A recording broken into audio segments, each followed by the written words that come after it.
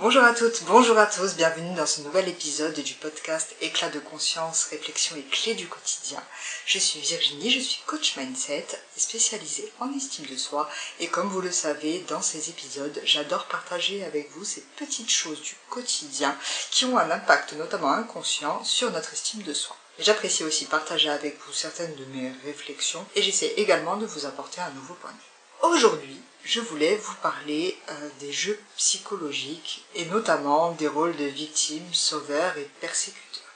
Alors comment ça m'est venu? C'est parce que là je regardais une série sur Netflix qui s'appelle Toi et tout le reste, qui parle d'une amitié toxique entre deux femmes et qui se déroule littéralement tout le long de leur vie. Je me suis donc dit que ça pouvait être un sujet hyper intéressant à aborder parce que un des personnages principaux, c'est littéralement la victime parfaite par excellence. C'est la personne qui justifie ses comportements plus que déplacés parce qu'elle a souffert par le passé, etc.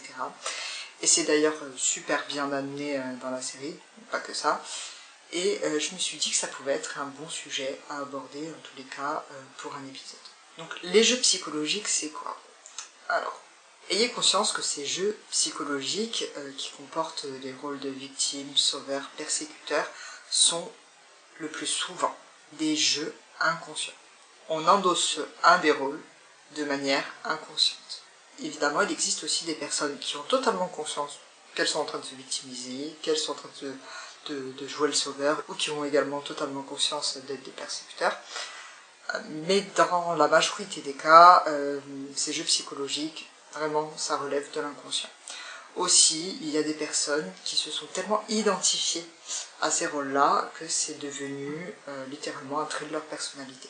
Je rappelle qu'on ne peut pas changer ce dont on n'a pas conscience. Par ailleurs, surtout lors de mes études de coaching, lorsque je passais ma certification et que j'ai appris ce que c'était un jeu psychologique, non seulement je me suis observée moi, j'ai fait aussi un état des lieux de ce qui se passait à l'époque, de quel rôle j'ai le plus souvent endossé.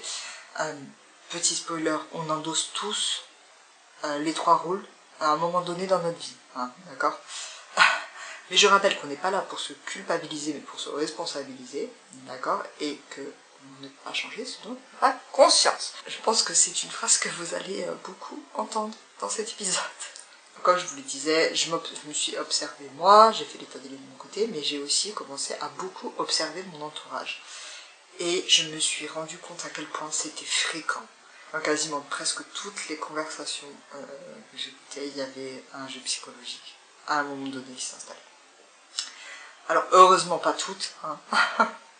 Heureusement, mais ouais, c'est beaucoup plus fréquent que ce qu'on imagine. Et d'ailleurs, à partir de ce moment-là, moi, j'ai toujours essayé de faire en sorte d'arrêter le jeu psychologique. Je vous expliquerai comment faire juste après.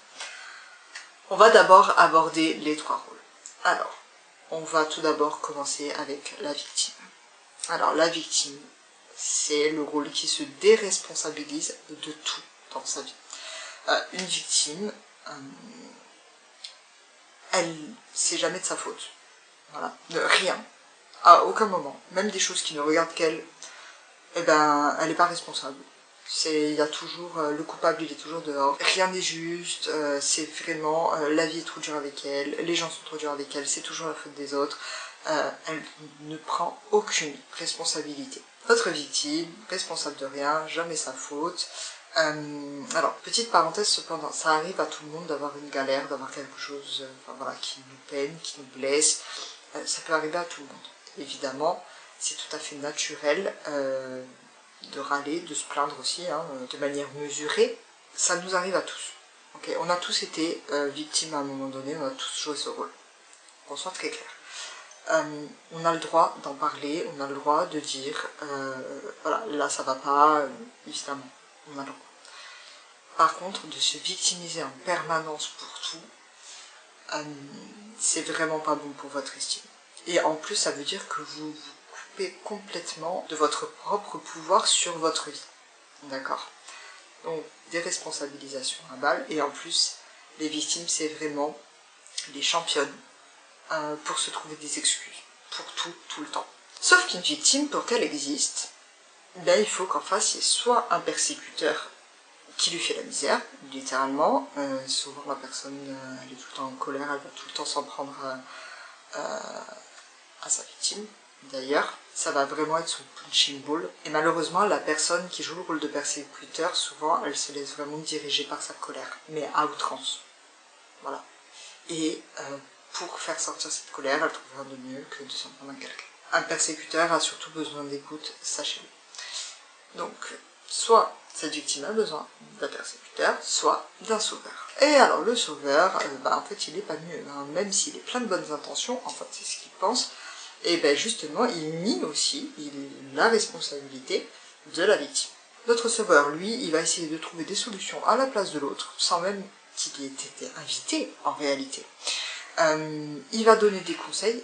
Alors petit tips, sachez que 9 conseils sur 10 ne sont pas écoutés, mais qu'en plus, lorsqu'on donne un conseil, c'est parce qu'il est bon pour nous. En revanche, il n'est pas forcément adapté à la personne à laquelle on le donne. J'espère que cette information vous sera utile. Et au bout d'un moment, si la victime, qui elle va se trouver des excuses, et généralement ce sera « oui, mais je peux pas, parce que tu comprends, il y a ci, il y a ça », il y a toujours un truc, de toute façon. Lorsqu'on est dans notre rôle de victime, bizarrement, aucune solution, et à chaque fois, ce sera oui mais, oui mais, oui mais. Voilà. Oui mais, ça veut dire que vous vous victimisez. Ça nous arrive de dire oui mais dans d'autres contextes, évidemment, mais typiquement, voilà, quand un sauveur et une victime discutent, la victime se plaint, le sauveur va donner un conseil, et la victime va répondre « oui, mais tu comprends, il y a ça, donc je peux pas ». Et ce sera ainsi de suite, c'est sans fin l'histoire. Jusqu'au moment où il est tout à fait possible que le sauveur commence à dire « bon, écoute, t'es bien gentil », et donc devienne un persécuteur en disant à la victime « bon, t'es bien gentil, maintenant tu vas t'arrêter parce que franchement, tu me saoules, on te donne des pistes, toi tu trouves toujours un truc, donc tu sais quoi, maintenant basta, je ne t'aide plus ». Donc c'est tout à fait possible que ça arrive, et en plus c'est tout à fait possible que la victime, elle, s'énerve, en disant « oui, mais c'est toi qui comprends rien ». Donc autant vous dire qu'un jeu psychologique, lorsqu'il est en place, c'est rarement bon pour ceux qui y prennent part.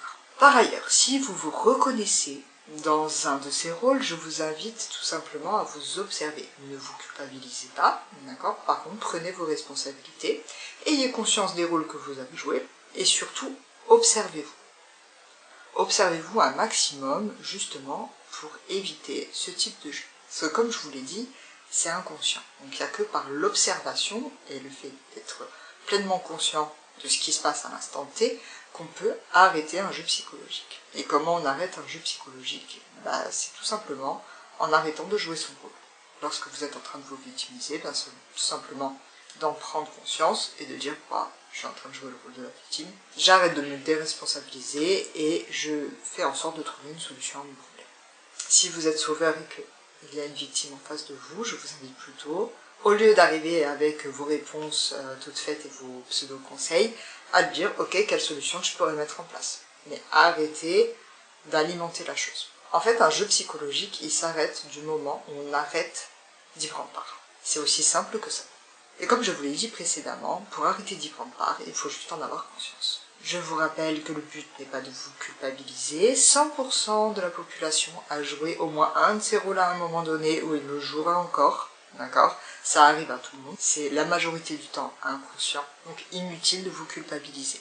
En revanche, responsabilisez-vous. J'en profite d'ailleurs pour vous rappeler que culpabilité et responsabilité, c'est pas les mêmes mots du tout. Plus vous prenez vos responsabilités, plus vous avez du pouvoir sur votre propre vie. Cet épisode touche à sa fin, j'espère que ce dernier a pu vous donner quelques explications et vous apporter de précieuses informations.